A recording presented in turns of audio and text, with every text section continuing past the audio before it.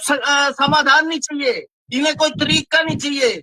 ये साहब contract farming में बोलो क्या दिक्कत है, मेरे साथ करो बात, भाई क्या क्या दिया उनका जवाब देंगे।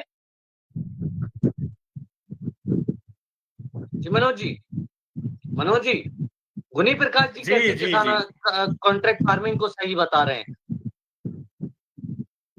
देखिए साइम जी, कुछ लोगों की मानसिकता होती है कि वो जिसके पक्ष में बैठते वो कभी भी मतलब एक पक्षपाती विचारधारा होती है। महर्षि दयानंद सरस्वती ने एक बात कही थी कि जो व्यक्ति पक्षपाती होगा वो कभी न्याय की बात नहीं कर सकता। मुझे लगता है कि जो लेके बैठे हैं, पहली बात तो ये सुनिएगा कि गन्ने की खेती मंडी में नहीं बिकती।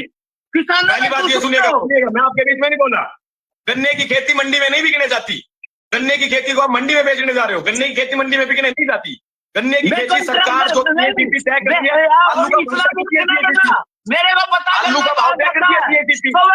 वैसे किसानों के नाम पे मलाई चाटने को मिल जाती है, सरकार की चाय पीने को मिल जाती है, उसके आगे कुछ बात नहीं होती। अब बैठ के आराम से बात सुनिएगा, टेक्निकल टर्म में बात कीजिएगा, आराम से बात सुनिएगा, आप आराम से बैठ के बात सुनिएगा। आप दूसरों को वामपंथी बताओगे, आप टैग दोगे क्या? आप भाजपा के प्रवक्ता हो क्या? टैग दोगे क्या देश के लोगों को? जो किसान नेताओं के नाम पे किसानों को छलने का काम कर रहे हो, बिल्कुल शर्म लज्जा पेट खाई सरकार के दबाव में जाके इस पगड़ी को पहन के बैठे इसकी मान सम्मान होता था। लेकिन आज आगे सरकारों के दबाव में इनको चुप कीजिएगा, इनको चुप कीजिएगा, इनको चुप कीजिएगा, इनको चुप कीजिएगा साइम जी। नैतिक व्यक्ति से बात करना ही पसंद नहीं करता। क्या ये कितने किसान नेता बना दिया? कितनी कहती है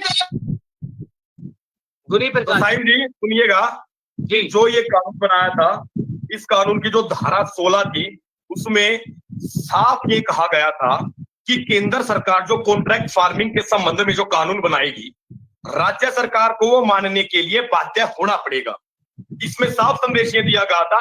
ये जब केंद्र सरकार ने जब कॉपी जारी की थी, उस कॉपी को लेके मैंने ये कॉपी अपनी डायरी, जो मेरी पर्सनल डायरी है जिसमें मैं अपने जीवन की सारी जो भी मेरे जीवन की घटनाएं उसको लिखता हूं, मैंने ये अगर किसी को चाहिए तो मैं इसकी फोटो कॉपी भी करा के दे सकता हूं, क्योंकि मुझे पता था कि 3 कृषि कानूनों की कॉपी खो भी सकती है।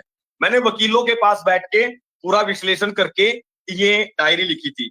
इस कानून के जो ये कॉन्ट्रैक्ट फार्मिंग के नाम से कानून बनाया था, इसकी धारा 16 में यह दर्ज किया गया था कि केंद्र सरकार जो कानून बनाएगी, केंद्र सरकार जो हिदायतें देगी, वो राज्य सरकार को मानने के लिए बाध्य होना पड़ेगा। जिस राज्य में भाजपा की सरकार ने अगर वहां कॉन्ट्रैक्ट फार्मिंग से जुड़ी अगर केंद्र सरकार कोई कानून बना के देती है तो साइम जी वो राज्य सरकार को मानना पड़ेगा।